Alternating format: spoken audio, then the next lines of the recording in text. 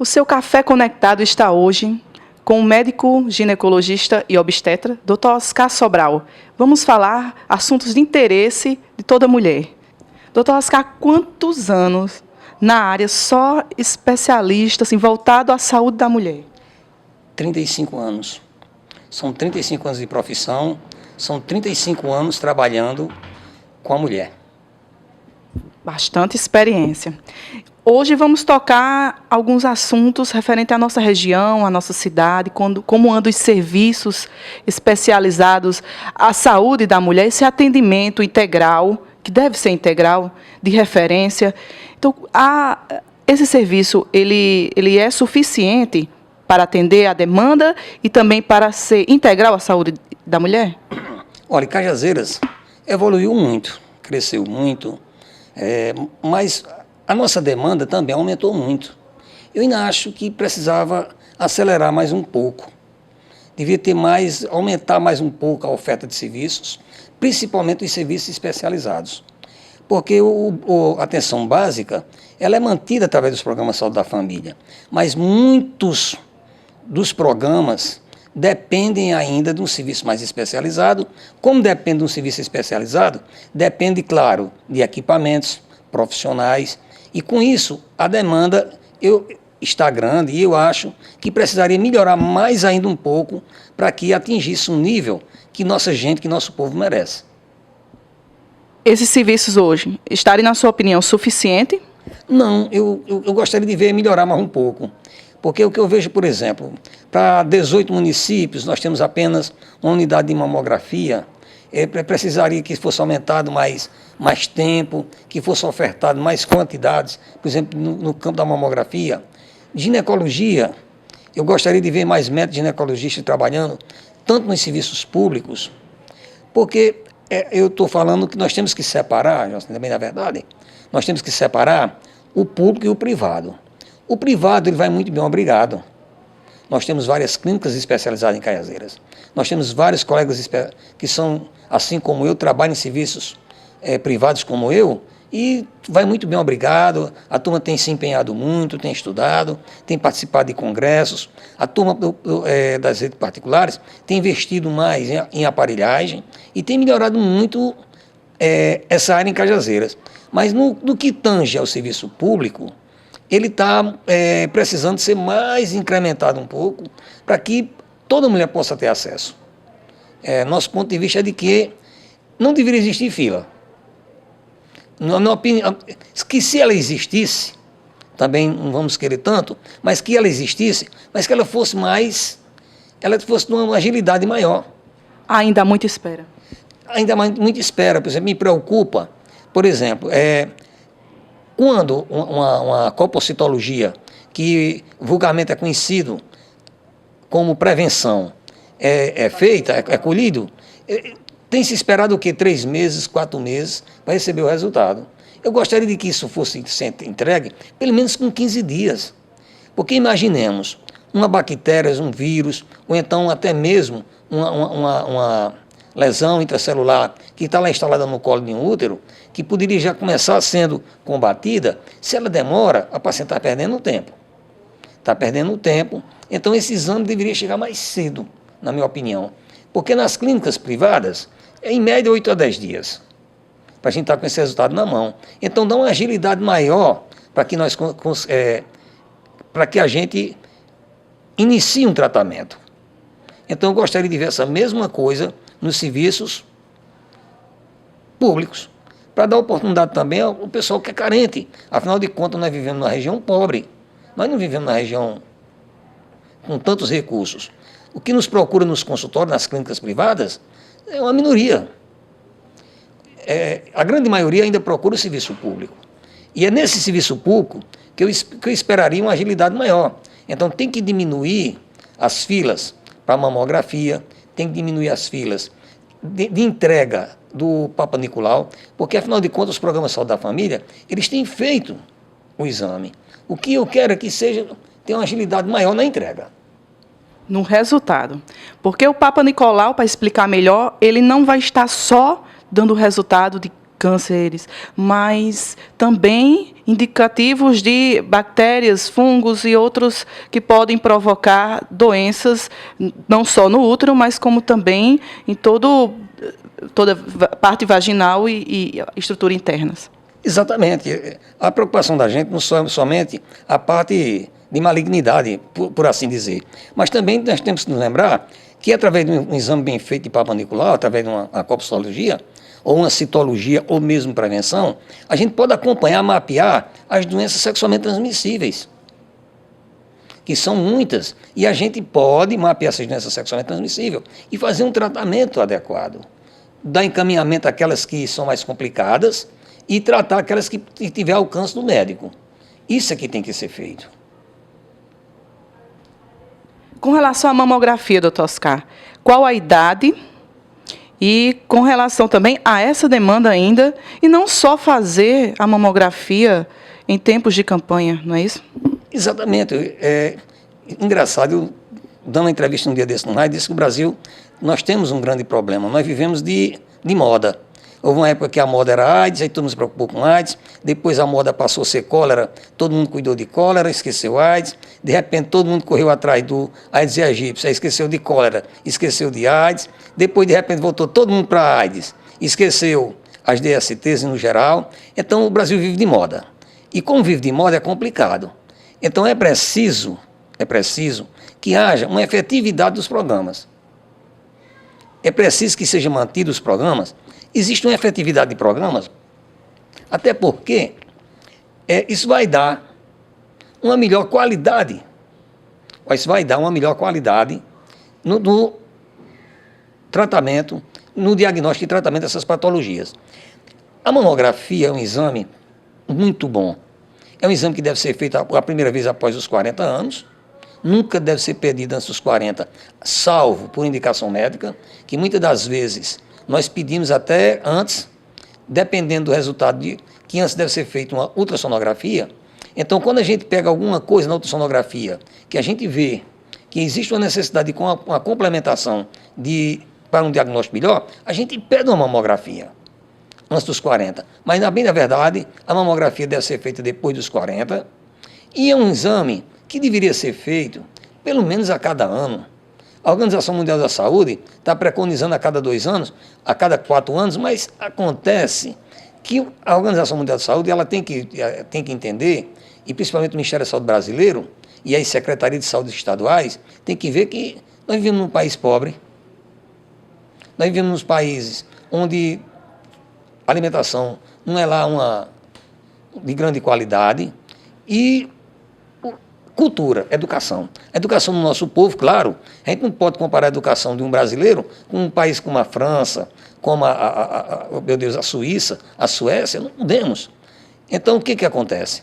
É um pessoal que é educado, as mulheres são educadas lá nos países desenvolvidos, a se prevenirem, a procurar. Aqui existe mulheres que querem fazer exame demais, e existe mulheres que não querem fazer exame nenhum.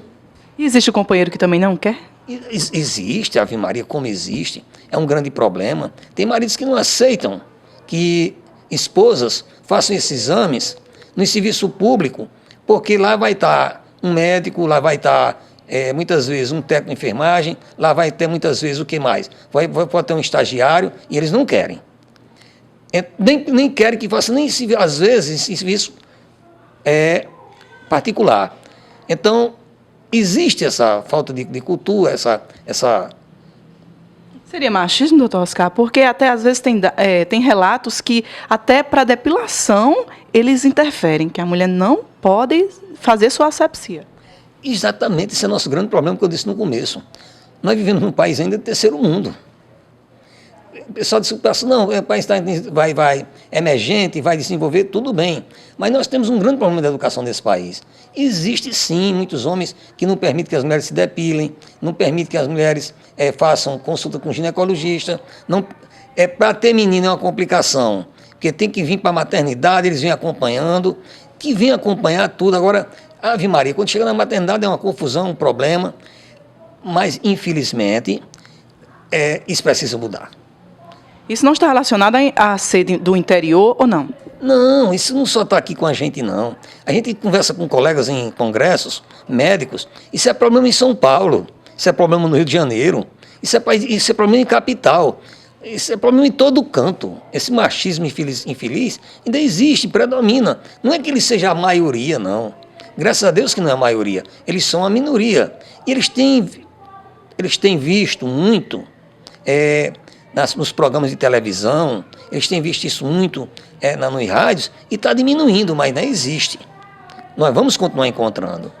Por falar em encontrar em Cajazeiras, estava falando sobre a prevenção de câncer em colo do útero e também em mama. Ainda se vê essas consequências, chegar até o cúmulo de se evoluir para um câncer?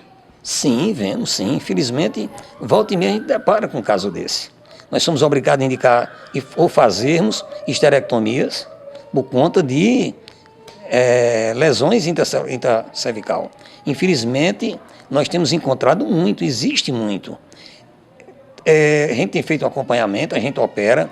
Algumas das vezes, o Estado está um certo tanto quanto evoluído, que é obrigado a mandar para João Pessoa, passar nos hospitais de referência, tipo Napoleão Laureano.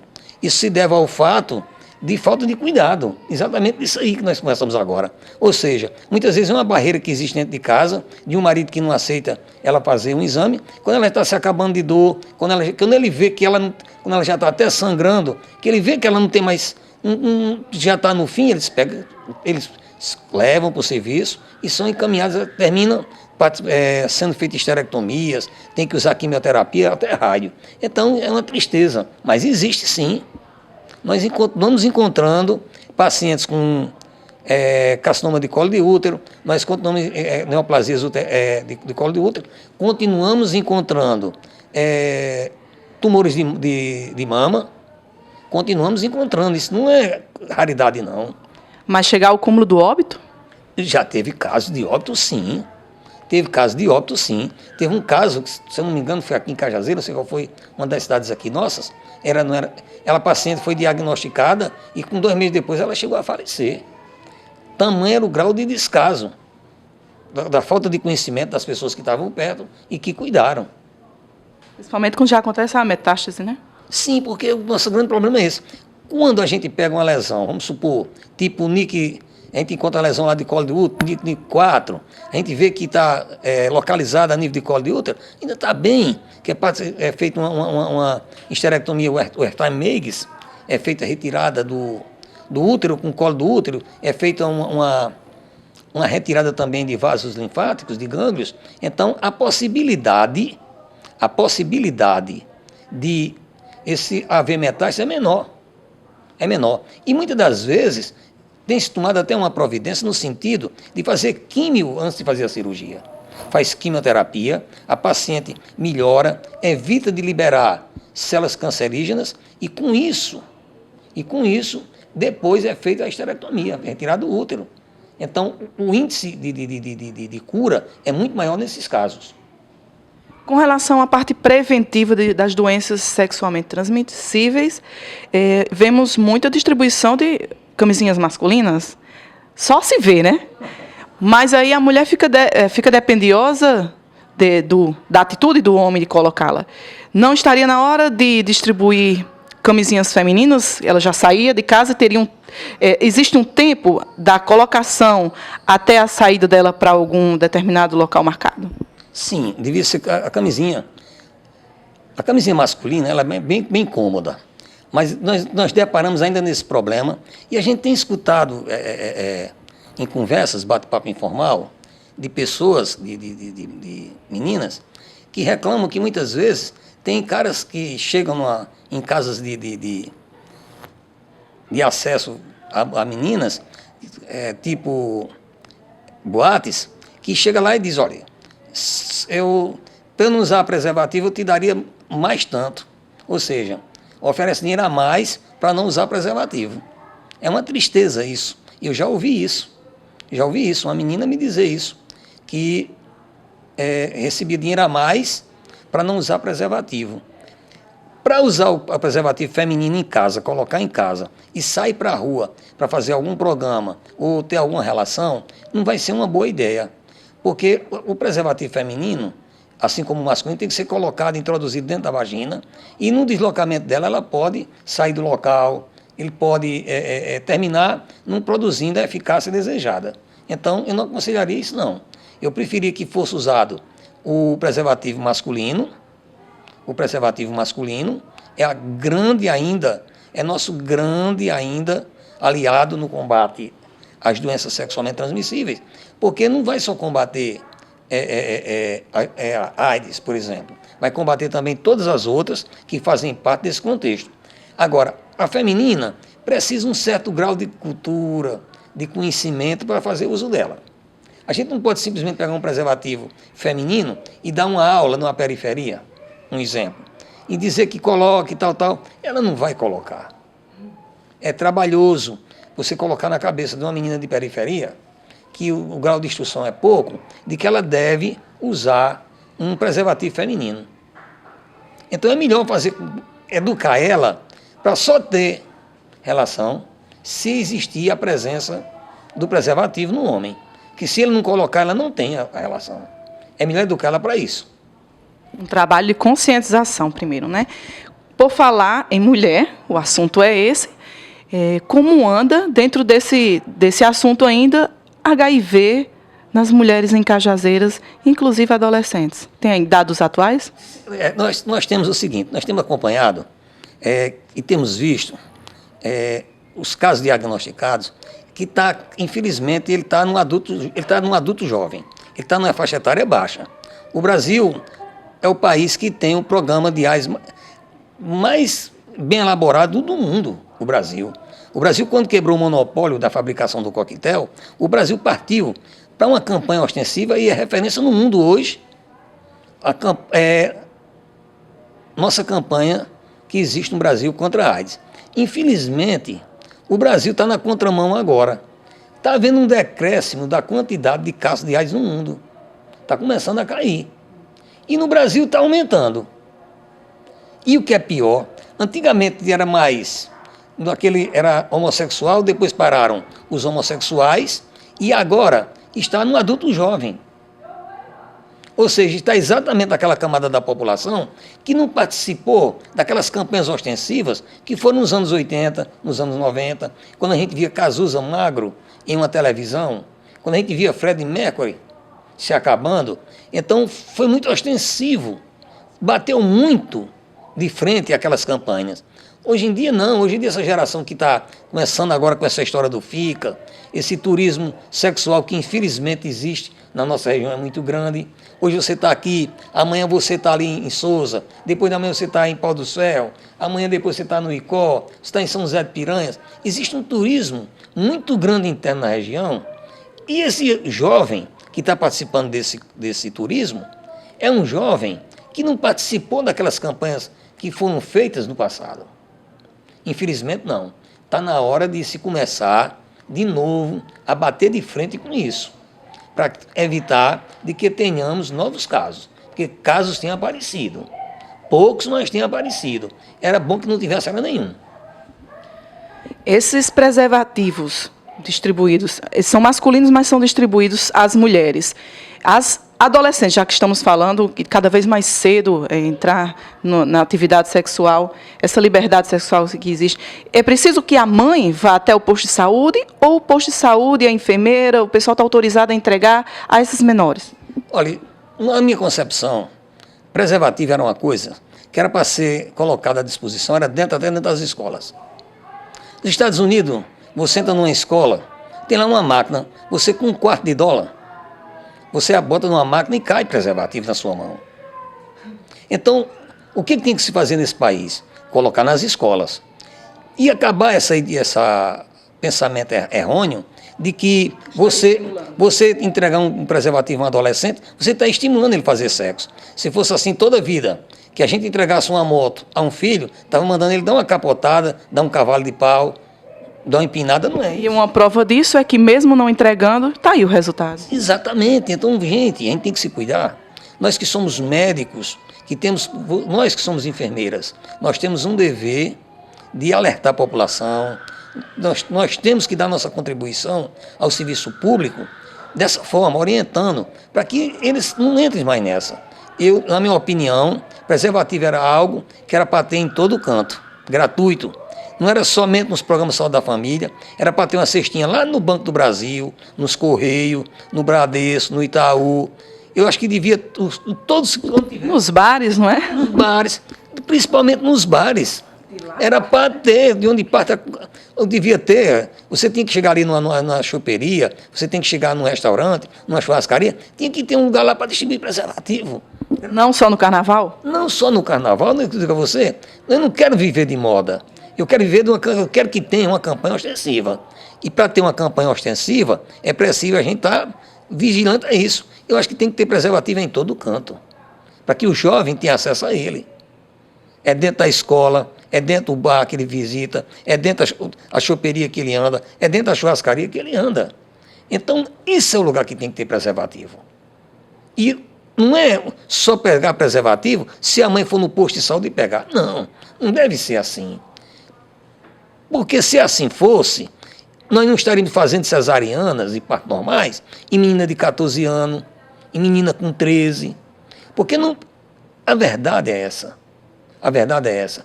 Nós estamos com uma juventude que está muito precoce no relacionamento sexual. Está muito precoce no relacionamento sexual. E a gente tem que proteger essas crianças. Porque além de elas estarem num tempo errado, na hora errada, elas estão com um grau de cultura ainda muito imaturo. Muito imaturo para iniciar uma vida sexual. Você que já passou por PSF também, médico, né, da família, já deve ter recebido adolescentes com esse tipo de situação. Normalmente você costuma prescrever anticoncepcionais ou faz o chamamento do responsável. Você atende normalmente a menores de idade com essa situação? Sim, atendo. Eu não espero que somente ela venha acompanhada de pai e de mãe.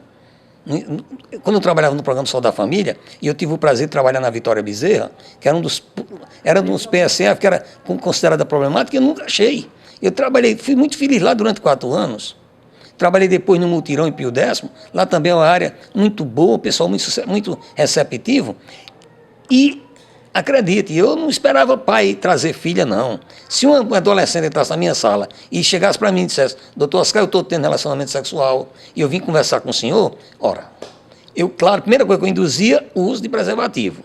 Porque você dizia o seguinte, olha, isso aqui, se você usar o preservativo, você está evitando pegar uma AIDS, uma doença sexualmente transmissível, outra.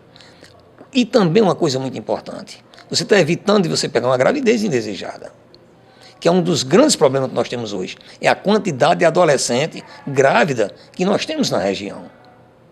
Nós temos que dar também uma pensada nisso. Então, o que acontece? Para mim, eu tentava induzir o preservativo. Quando ela insistia no uso de um comprimido, aí sim, eu tinha que saber qual era o comprimido anticoncepcional que eu tinha dentro do meu programa que fosse adequado à idade dela. Porque, infelizmente, os programas de saúde da família não trabalham com pílula de baixa dosagem. O menor que usa, se não me engano, é o ciclo 21. Então, mas nós temos outros como minipil, como adolescente. Esses injetáveis, seria aconselhável para um adolescente em desenvolvimento do corpo? Não, eu não gosto. Nunca gostei de usar anticoncepcional injetável em adolescentes e em pacientes depois dos 40. Até em longo prazo poderia causar esterilização, ser estéril posteriormente? Seria o seguinte, primeiro, a dosagem é muito alta para a idade dela. Você provocaria, talvez, até um desequilíbrio hormonal nessa pessoa. Você poderia depois transformar, ter sangramento tipo rebote, e que você não gostaria de ter. E ela termina abandonando, fazendo com que ela abandone o tratamento. Então, se eu tinha que usar alguma coisa, eu preferia comprimido. Eu nunca usei injetável em adolescentes e em pessoas acima de 40. Por falar em comprimido e até em adolescentes, não sei se na época que você passou pela Vitória Bezerra, né, que é o nosso bairro São Francisco, se existiam adolescentes que pediam por pílula do dia seguinte, porque vemos até, de certa forma, um estímulo televisivo a partir dos programas que dizem eu quero uma pílula do dia seguinte, pode estar estimulando, sim, a algumas pessoas ao uso banalizado da pílula? Sim, até porque é o seguinte, a pílula do dia seguinte, ela foi concebida, foi criada e desenvolvida para aquela paciente para evitar uma gravidez indesejada. Da seguinte forma: você teve um relacionamento e, infelizmente, lembrou, não usou o preservativo, esqueceu, ou teve algum problema para não usar o preservativo, ou o preservativo estourou, ou não usou direito o preservativo, o que você Inicialmente, até em caso de estupros. Começou-se assim, não é? Sim, caso de estupros, foi criado exatamente para isso. Então, o que acontece? Quando você junta isso tudo, para evitar uma gravidez indesejada, e era para usar numa condição, em um dado momento, nunca ser colocado como rotina. Porque a dosagem que é usada numa pílula do dia seguinte é muito alta. Se você insistir em usar, ninguém sabe no futuro o que poderá acontecer com sua carga hormonal. O que vai acontecer com o ovário. Isso pode criar um desequilíbrio hormonal que envolva não somente ovários, mas tireoide, suprarrenal, hipófise, e você pode criar um transtorno grande. Então, a pílula do dia seguinte, a princípio, ela foi criada exatamente para aquelas pacientes em caso de estupro. Agora, se uma menina tem relação, ou, por exemplo, não colocou bem o preservativo, e esse preservativo chegou a estourar, ou então colocou o preservativo, que às vezes tem relação, fica até o preservativo dentro da vagina. Então é hora de usar uma pílula do dia seguinte. E jamais ficar usando como método anticoncepcional. Como a gente tem visto e usado, a gente usando assim, por exemplo, não, eu não vou usar comprimido, não. Quando eu tiver relação, no outro dia eu tomo um comprimido. Aí temos, supor, 3 relações por mês. Aí toma 3 pílulas do dia seguinte. Tem outras que chegam a tomar 1 por semana. Essa aí está completamente errado. Isso aí é uma loucura. Isso aí ninguém sabe onde vai parar. Temos mãe que também procura o serviço médico para reparar esses erros dos filhos.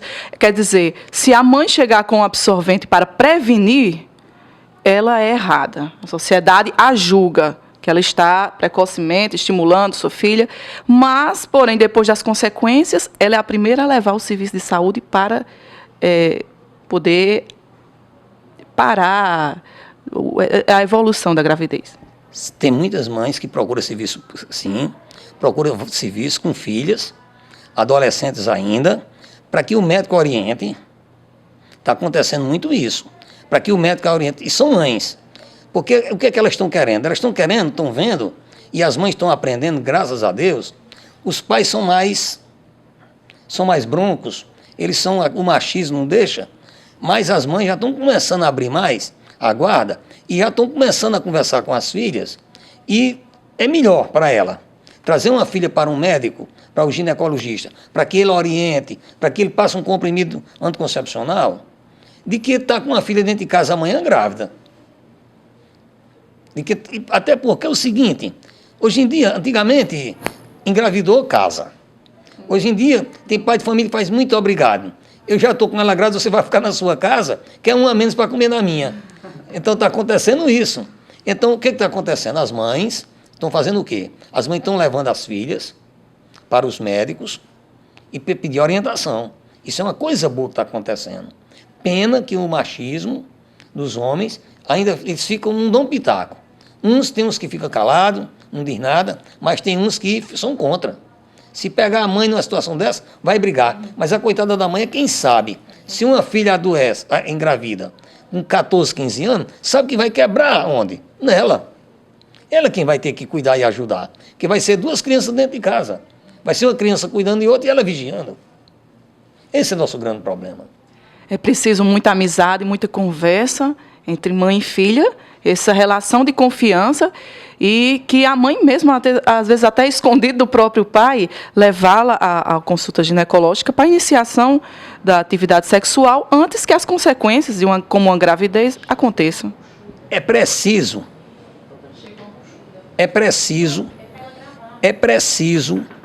que a sociedade entenda de uma vez por toda, e eu coloco sociedade no sentido geral. Eu digo, fala igreja, que muitas vezes a igreja é contra